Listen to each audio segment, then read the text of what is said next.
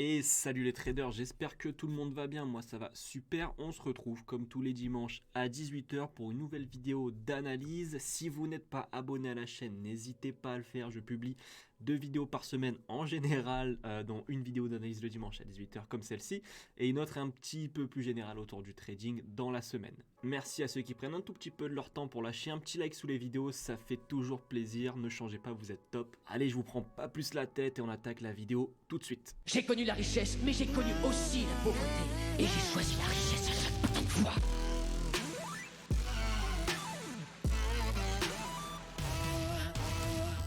Alors Hotcad, je vous avais dit de chercher des buy setup et d'attendre surtout un mouvement correctif, je vous en avais montré un comme exemple, pour acheter sereinement. Ça tombe bien, c'est ce qu'on a eu, c'est-à-dire qu'on a eu une petite correction ici en 3 temps, donc pour l'achat, c'est une bonne chose. Maintenant, si on s'attarde un petit peu sur la structure 1 heure, malheureusement il y a des chances que on ait un autre mouvement correctif en tout cas et un down, c'est-à-dire que la tendance baissière juste ici n'est potentiellement pas terminé, donc n'achetez pas tout de suite, ok, vérifiez même si vous n'avez pas des petits setups de vente, parce qu'on a pas mal de momentum baissier, donc toujours des vendeurs sur cette structure. Donc voilà, pour l'achat on met en stand-by, mais je vous répète, pour la structure daily 4 heures, cette structure c'est une bonne chose, mais pour les jours à venir, comme on validera certainement pas la structure daily en une semaine, faites attention à de la vente quand même sur Hotcad.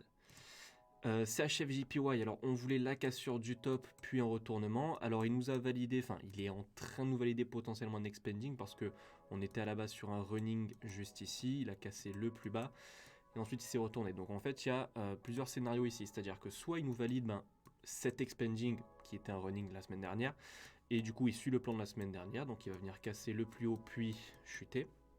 Soit le mouvement qu'il est en train de nous donner est correctif. Enfin, c'est pas soit, c'est le mouvement qu'il est en train de nous donner est assez correctif, donc ça peut être une correction, c'est-à-dire la correction de cette impulsion, et il ne viendra pas casser ce plus haut, et il chutera tout de suite. D'accord? Donc dans tous les cas, j'ai envie de vous dire, c'est de la vente. C'est juste que, est-ce qu'on va avoir la vente tout de suite, ou est-ce que on va venir casser le top et ensuite la vente? C'est ça la question.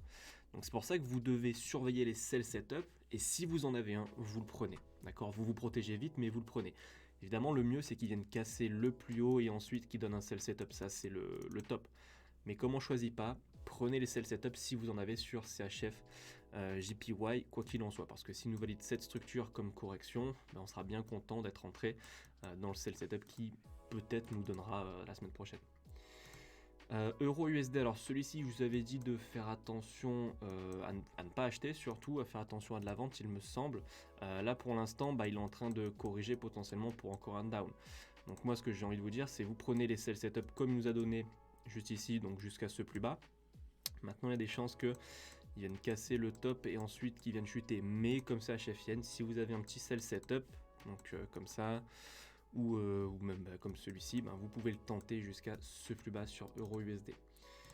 GBP Hot, celui-ci, je vous avais dit qu'on allait très certainement avoir une correction et on est en plein dedans, c'est-à-dire que ça, c'est les traces de la semaine dernière. Donc au niveau de la correction, à peu près comme Euro USD, ce serait bien qu'ils viennent casser donc ce plus haut pour nous valider un petit régular en 3 temps comme ça, et ensuite un down. Ok, donc si vous voulez vendre, moi je préfère attendre la cassure du plus haut et ensuite vérifier les setups parce que là, il peut très bien faire ça à ça. D'accord. Donc pour l'instant, on attend la cassure du plus haut. S'il vient casser le plus bas avant ça, on ira chercher un running, donc un up, mais sans venir chercher la cassure de ce plus haut. Ok, mais je vous mets le scénario principal, c'est cassure du plus haut, down. Ça, c'est encore une fois le top. GBP JPY, je vous avais dit qu'on avait un plan de trading qui était assez simple, c'était cassure de trendline, correction au-dessus. Ça monte, on n'a pas encore cassé la trendline. Maintenant, il monte un petit peu pareil en mode correctif. Donc, bon, faut faire attention, mais on ne change pas le plan de la semaine dernière. S'il casse la trend et qu'il nous donne une belle correction, on tente l'achat sur GBP JPY. GBP USD, pareil, un petit achat. Alors, lui, c'était le même plan. On voulait cassure de trend, correction et acheter pour la seconde grosse impulsion 4 heures, on va dire. Mais je vous avais dit de surveiller ce niveau. Et il a cassé ce niveau-là, le plus bas. Donc maintenant, il y a des chances qu'on se dirige plutôt vers un running, donc c'est-à-dire que l'achat, 4 heures, n'aille potentiellement pas jusqu'à ce plus haut. D'accord, c'est quand même un achat, mais il n'ira peut-être pas jusqu'au plus haut. Maintenant, vous avez une nouvelle trendline pour entrer un petit peu plus tôt si vous voulez, donc c'est celle-ci. Donc le plan se change un petit peu, c'est-à-dire qu'on attend la cassure de cette trendline, correction et on tentera l'achat sur GBP USD. USD JPY, pardon, on voulait de l'achat. Je vous avais dit que là on est dans une structure corrective, donc juste ici, que c'était bien de chercher des setups d'achat jusqu'à ce plus haut. C'est exactement ce qu'on a eu, l'objectif est atteint. Et je voulais en profiter pour vous montrer, donc quand je parle de setup, que certains rentrent tard, mais que c'est mieux de rentrer tard, mais avoir plus de probabilité d'avoir un trade gagnant que de rentrer très tôt à pile ou face, on va dire.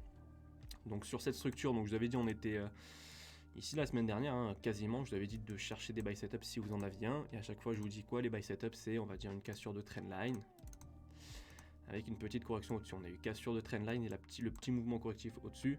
Donc certes on n'est pas entré là, mais celui qui est rentré ici, il a pris pas mal de pips, en tout cas jusqu'au plus haut. D'accord ? Donc cherchez ces setups si vous voulez avoir des trades à forte probabilité. Comme je vous l'ai dit la semaine dernière, on est dans la réalité ici, je ne vais pas vous mentir à vous dire il fallait acheter ici et vendre là-haut. Non, c'est pas la réalité, le setup il était ici, l'objectif il était là-haut, donc votre trade en gros il aurait été comme ça, c'est tout. Mais c'est de l'argent, d'accord ? Donc voilà, attendez de bons setups pour prendre vos trades, ce sera mieux. Ethereum, donc les crypto-monnaies c'est à peu près la même chose sur les trois. Donc vous avez dit de faire attention à de la vente. Ethereum on a eu de la vente, c'est-à-dire que on a chuté, on est remonté, on a rechuté, donc au final on est à peu près au point 0. Maintenant la structure change pas beaucoup par rapport à la semaine dernière, c'est-à-dire que là on est dans une zone assez corrective, donc il y a de grandes chances, toujours pareil qu'on vienne casser ce plus bas, rien n'a changé, rien n'a beaucoup changé. Bitcoin c'est pareil et encore un petit peu plus évident, peut-être cette zone est encore plus corrective. Donc toujours pareil, un down jusqu'ici, et Solana pareil, même chose donc que le forecast de crypto-monnaies précédentes. Alors j'aimerais bien qu'il charge. Voilà. Non, pas du tout. Bon, dans tous les cas, on a le graphique, mais cette zone, pareil, est assez corrective pour un down. Je vais essayer de vous l'actualiser. Crypto-monnaie, bon, ça y est, ok. Donc pour un down jusqu'à ce plus bas, d'accord ? Donc voilà, pour l'instant, sur les crypto-monnaies, rien n'a beaucoup changé. Si vous avez des sell setups, vous pouvez les tenter. Les achats sont très risqués. Maintenant, si le marché vient à casser ce plus bas, qui est le même, chaque fois sur Bitcoin, Ethereum, c'est à peu près la même structure. Là, ce serait intéressant de commencer à chercher des buy setups. Mais pour l'instant, toujours de la vente sur les crypto-monnaies. Voilà. J'espère que cette vidéo vous aura plu. Si c'est le cas, n'hésitez pas à la liker, à la commenter, à la partager. Ça aiderait vraiment la chaîne YouTube. N'oubliez pas de vous abonner si ce n'est pas encore fait. Quant à moi, je vous dis à la semaine prochaine pour une nouvelle vidéo. Courte vie mais légendaire comme d'habitude. Ciao!